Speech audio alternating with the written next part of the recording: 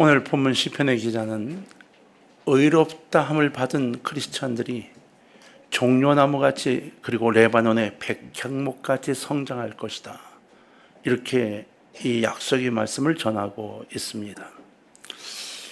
저는 종려나무에 대해서 살펴보면서 여러 가지 이야기를 듣고 자료들을 모으느라고 애를 써봤는데, 우리나라에 있는 화단에 있거나 화분에 있는 종려나무는 이게 당종려나 외종려란 이름으로 불리는 종려나무더라고요. 이게 작죠. 중국이나 일본에서 건너온 건데, 이거는 그냥 잎사귀만 나는 겁니다. 근데 성경에서 이야기하고 있는 종려나무는 무엇일까? 키가 자그마치 24m까지 자랍니다. 일반적으로 18m.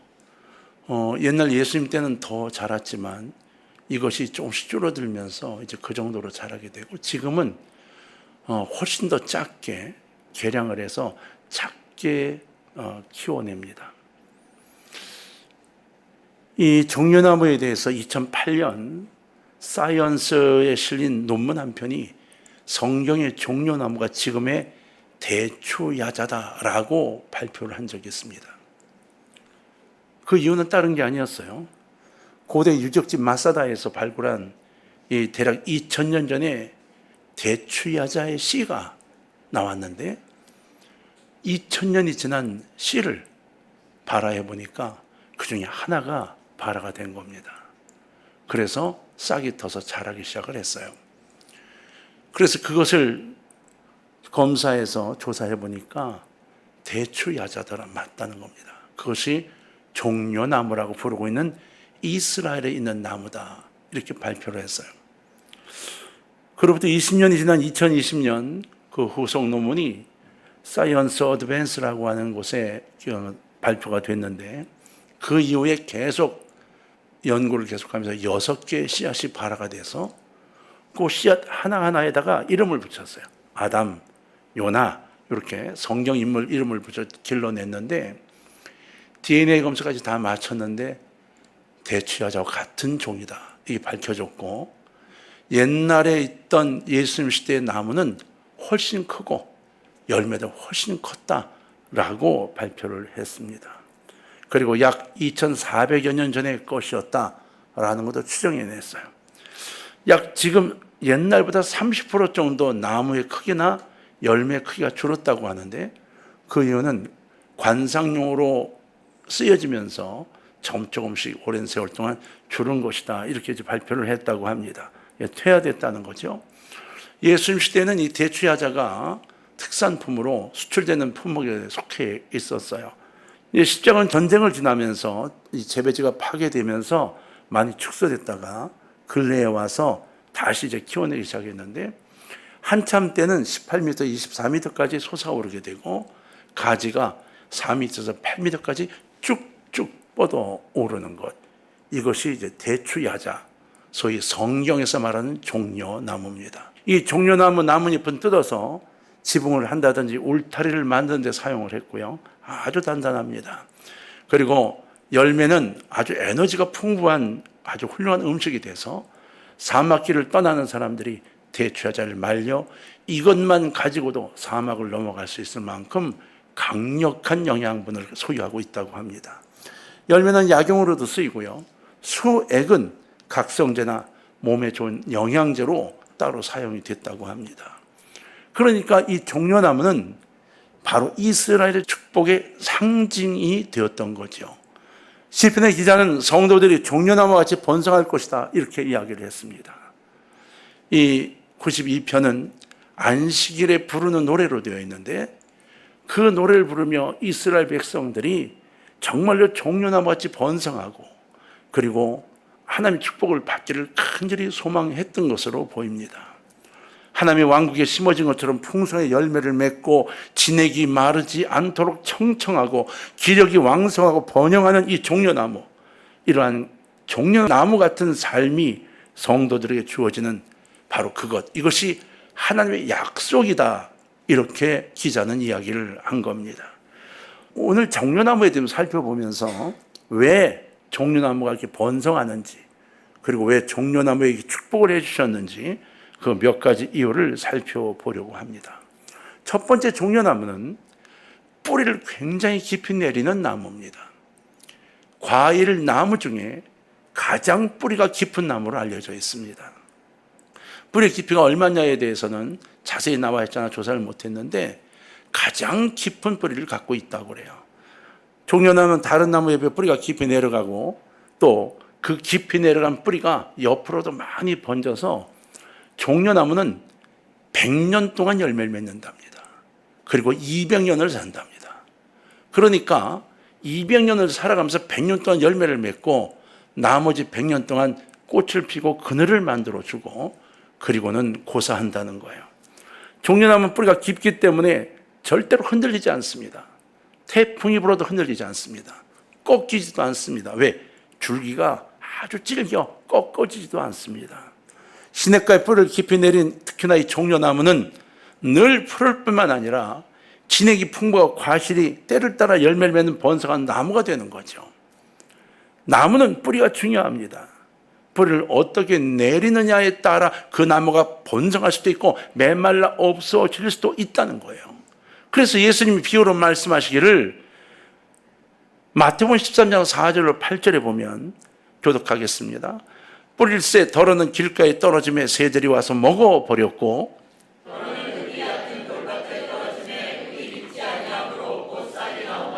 해가 돋은 후에 타서 뿌리가 없으므로 말랐고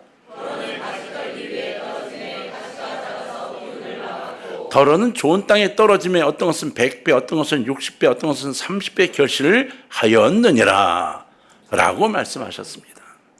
옥토에 떨어진 씨처럼 뿌리를 깊이 내려 열매를 맺으라는 교훈을 비유라는 것으로 설교하신 예수님의 첫 번째 비유로 선택하신 이유입니다. 비유의 설교의 첫 번째 선택은 바로 이 씨의 비유였죠. 뿌리를 내리는, 우리가 뿌리를 내려야 된다고 말씀하신 거예요. 신앙이 뿌리를 깊이 내리는 성도가 되기를 원하셨던 예수님의 가르침이었던 겁니다. 그렇다면 여러분들은 어떤가요? 신앙의 기본이 잘 되어 있나요? 뿌리가 잘 내려져 있나요? 성도들이 교회를 바로 만나고 신앙을 바로 배워서 처음부터 기본을 바로 세워가고 이 뿌리를 깊이 내리면 자라서 열매를 많이 맺지만 기본이 잘못되면 타락을 가져오게 되고 열매를 맺지 못하는 크리스천이 되고 마는 겁니다. 처음에는 번듯하지요. 신앙이 있는 것 같습니다. 무엇인가 되는 것 같지요. 그래서 집사도 되고 권사, 심지어 목사까지도 다 됩니다. 근데 알고 보니 뿌리가 없는 겁니다. 이것이 현대교회가 직분을 받아 서로 존중하며 직분명을 붙이면서 아무개 집사님, 아무개 장로님, 아무개 목사님, 아무개 전사님 부르지만 결국 교회의 분쟁과 정점이 가득해져 가고 있는 이 현상을 만들어내는 이유라고 하는 거예요. 겉모습은 그렇게 보이지만 뿌리가 없는 겁니다. 말씀도 없고 삶의 변화도 없는 겁니다. 떼약볕이 내려쬐는데 말라 없어지고 바람이 불 때 넘어지고 죽어가는 나무는 뿌리를 땅속에 깊이 내리지 못했기 때문입니다. 종려나무는 사막지대에 특화된 나무입니다. 사막의 뜨거운 떼약볕 속에서도 광야의 바람 속에서도 비가 오지 않아 물이 없어도 대추야자 열매를 그야말로 나뭇가지가 꺾일 정도로 조롱조롱 매달게 됩니다. 여러분, 큰 나무가 매년 몇 킬로의 대추야자를 매달고 있는지 아십니까? 200에서 250킬로입니다. 그 열매를 매달고 있는 겁니다. 그렇게 생산한답니다. 먹거리가 부족한 사막 사람에게 대추야자는 당분과 탄수화물을 풍부하게 공급해 줍니다. 이러한 종려나무의 축복은 뿌리가 땅속 깊이 내려 든든하게 나무를 붙잡아 주어 나무가 든든하기 때문에 시작이 되는 겁니다. 바로 이런 종려나무가 성도인 것입니다. 두 번째로 종려나무는 위로만 곱게 자라나는 나무입니다. 옆가지가 없습니다. 잎사귀가 길게 나올 뿐 위로 곱게 자라 올라갑니다. 아까 말씀드린 것처럼 18m, 24m까지 올라갑니다. 어마어마하죠. 태풍에도 견뎌냅니다. 종려나무는 의로운 나무고 바른 나무입니다. 종려나무는 고귀한 나무이고 승리를 상징하는 나무가 되죠. 예수님이 예루살렘 입성하실 때 온 백성이 종려나무 가지를 꺾어서 길가에 깔았습니다. 그리고 호산나 호산나 불렀죠. 왜요? 예수님께서 종려나무같이 의로운 분이시고 종려나무같이 고귀한 분이시고 종려나무같이 승리하실 분이라는 의미를 갖고 있었기 때문인 겁니다. 성도들은 종려나무와 같이 곧게 솟아 자라나야 합니다.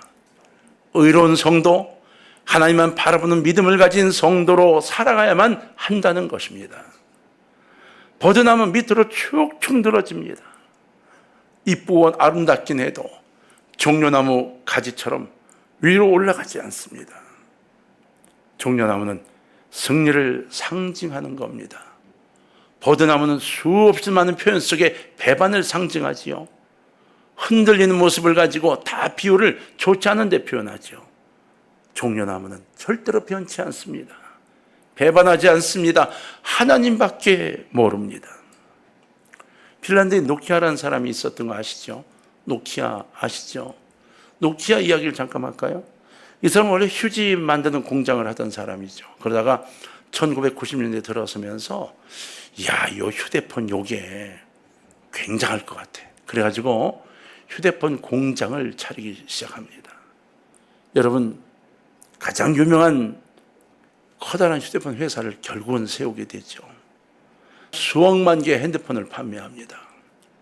그때 우리 삼성은 이제 막 시작을 할 때입니다. 한때 모든 젊은이들이, 전 세계 모든 젊은이 손에 노키아를 들고 있는 것이 꿈이었습니다. 우리나라도 마찬가지 노키아를 들고 있으면 금수저, 다이아몬드 수저. 그래서 돈 없는 집에서도 그거 하나 얻으려고 얼마 애를 썼습니까? 이 초기 핸드폰 시장의 노키아는 세계 시장의 23%를 장악합니다. 어마어마한 회사로 크죠. 핀란드에 자산이 별로 없었습니다. 이 노키아가 핀란드를 전 세계에 알리죠.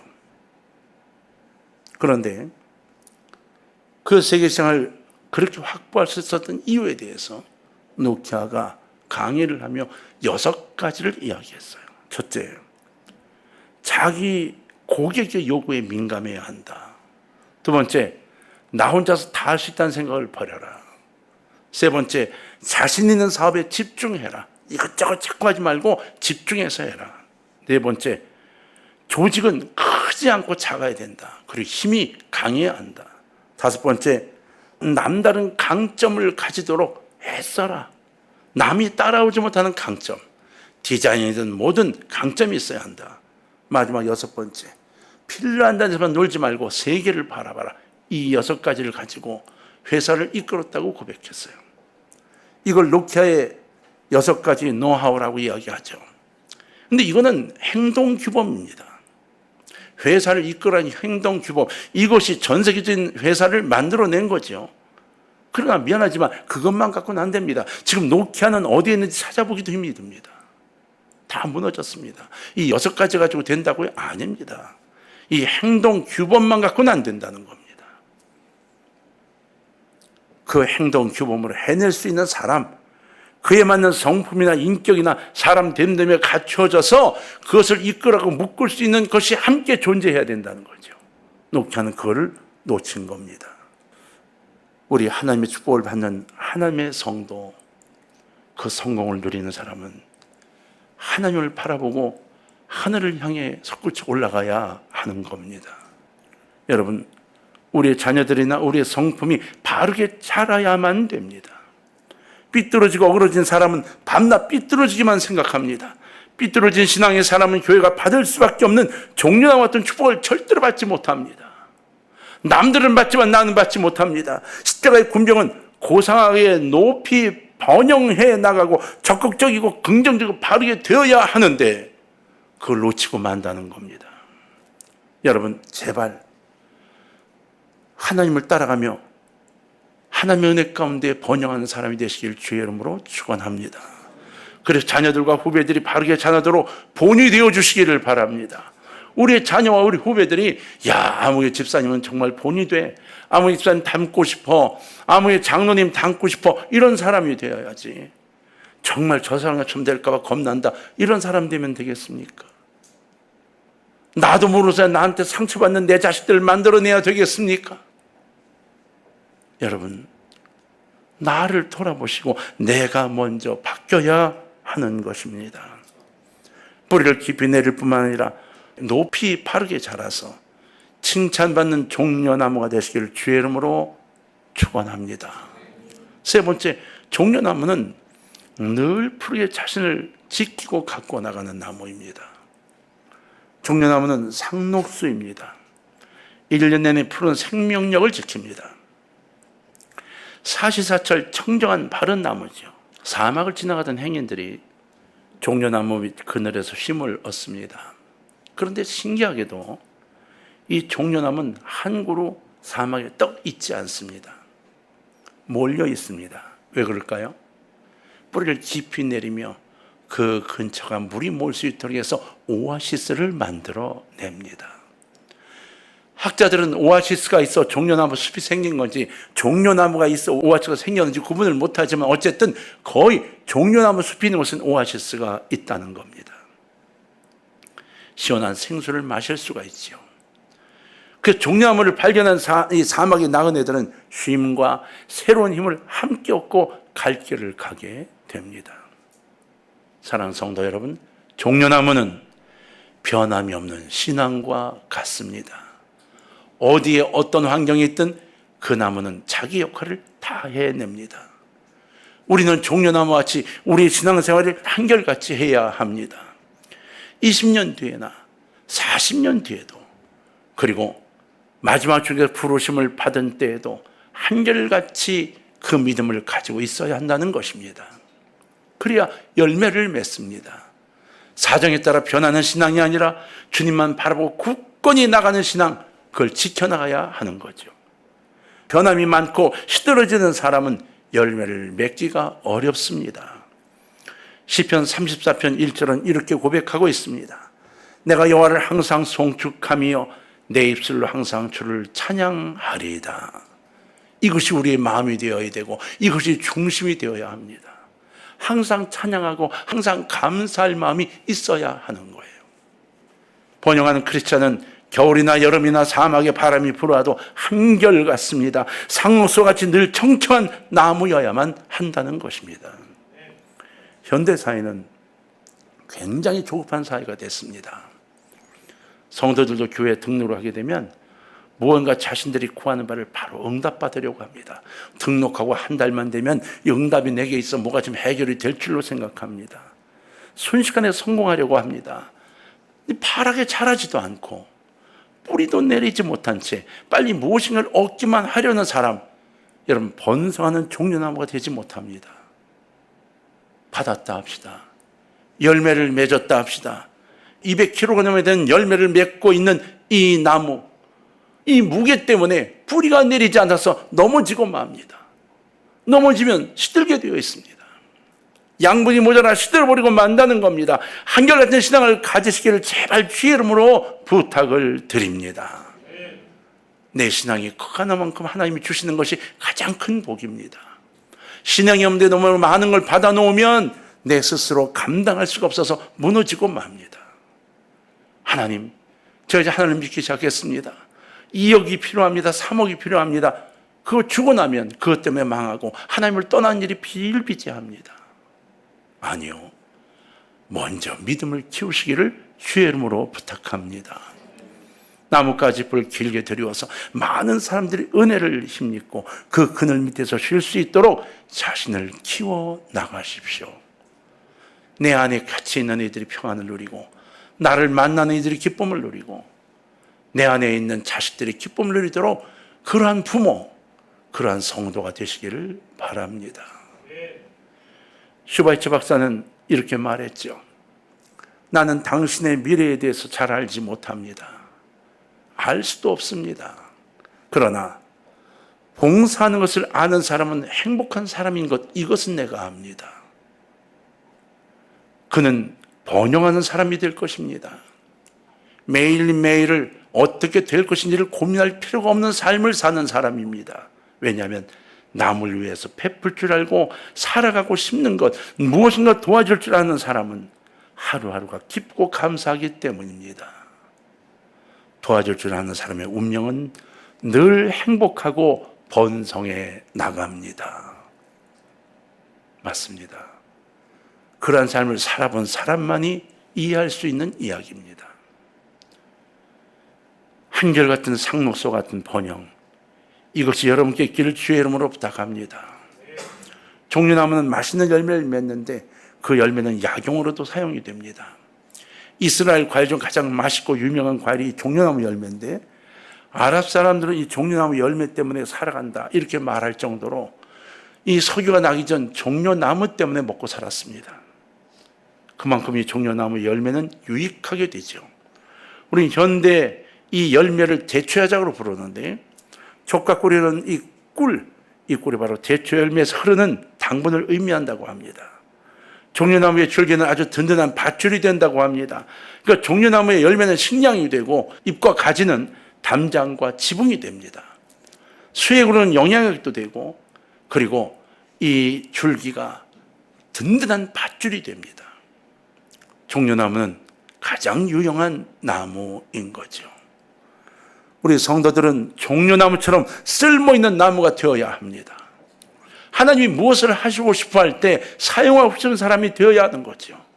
내가 일을 하고 싶은데 누가 나와 함께 할고 그 초대할 때 하나님이 아무개야 내가 나와 함께 하길 원한다 하는 그 사람이 되었으면 좋지 않겠습니까?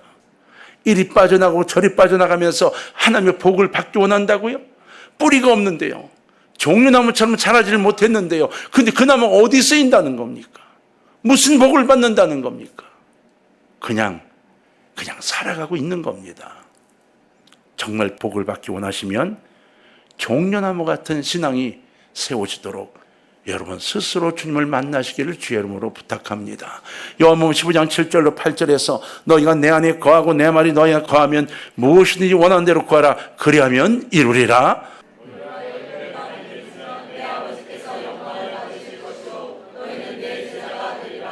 맞습니다. 이렇게 말씀하셨어요. 내 말이 너희 안에 거하면 무엇이든지 원하는 대로 뭐하라? 그리하면 뭐하리라? 이루리라. 할렐루야. 갈라디아서 5장 21절 23절입니다. 오직 성령의 열매는 사랑과 희락과 화평과 오래 참음과 자비와 양성과 충성과 아멘. 이러한 열매를 맺는 종려나무가 될 때 수백 년 동안 열매를 맺으면서 모든 삶에 유익을 주는 종려나무인 성도 곧 십자가의 군병으로 성장하고 번성함을 누리는 축복을 받으시게 됨을 믿으시기를 바랍니다. 오래전에 매우 감동적인 얘기를 하나 듣고 기록해 놓은 게 있어요. 이 이야기만 하고 오늘 좀 마치려고 합니다. 두만강과 가까운 중국의 선교사님이 나가셔서 교회를 몇 군데를 세웠습니다. 그 중에 한 군데에 연락이 와서 선교사님 좀 오시라고. 이 선교사님이 여러 교회를 이제 방문하며 예배를 드리는데 거기를 갔어요. 갔더니 그 교회를 담당하고 있는 그 분이 선교사님에게 헌금 들어온 걸 이게 보이면서 이 헌금이 들어왔는데 어떻게 하면 좋을지 모르겠다고. 그래 보니까 김일성 얼굴이 찍혀있는 북한 돈이 헌금으로 들어온 거예요.